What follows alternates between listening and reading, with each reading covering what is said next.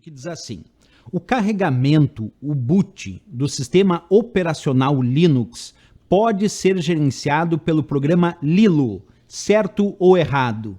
Pessoal, para resolver essa questão, nós precisamos primeiro entender o que significa Lilo, que programa é esse e o que ele tem a ver com o Linux ou com os sistemas operacionais. Então acompanha comigo que eu vou mostrar para vocês. Olha só, existem vários tipos de gerenciadores de boot, isto é, boot significa inicialização, então de gerenciadores de inicialização que podem serem usados com sistemas operacionais, como por exemplo com o sistema operacional Linux. Vou dar um exemplo prático por que eu usaria um gerenciador de boot. Imagina que eu tenho no meu computador, instalado no meu disco rígido ali, o sistema operacional Windows, e também tenho o sistema operacional Linux no mesmo computador, inclusive no mesmo disco rígido em diferentes partições.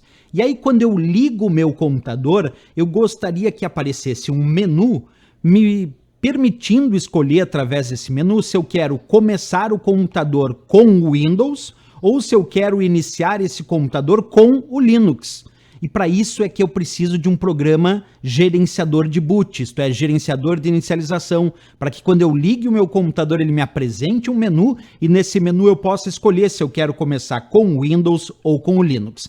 E é claro que existem no mercado vários gerenciadores de boot. Aqui eu faço destaque para dois, o Grub, que é utilizado para gerenciar o boot, isto é, a inicialização de múltiplos sistemas operacionais disponíveis em uma máquina, como eu expliquei antes. Aqui eu dou uma amostra de como é o Grub, então quando eu ligo o meu computador aparece esse menu e aí eu escolho com qual versão ou qual sistema operacional eu desejo inicializar. E tem um outro que é talvez mais famoso ainda dentro do Linux, que é o Lilo, que significa justamente Linux Loader. A tradução para Lilo é Linux Loader, que significa carregador Linux. E ele também é utilizado para gerenciar o boot, isto é, gerenciar a inicialização de múltiplos sistemas operacionais que estão disponíveis numa máquina. E esses sistemas operacionais podem ser Windows e Linux. E aí quando eu ligo o meu computador, aparece esse menu que vocês estão enxergando aqui. E através desse menu do Lilo eu vou escolher se eu quero inicializar minha máquina aqui com Windows ou se eu quero inicializar com o Linux, que aqui está com a distribuição Gentoo, que é uma das várias distribuições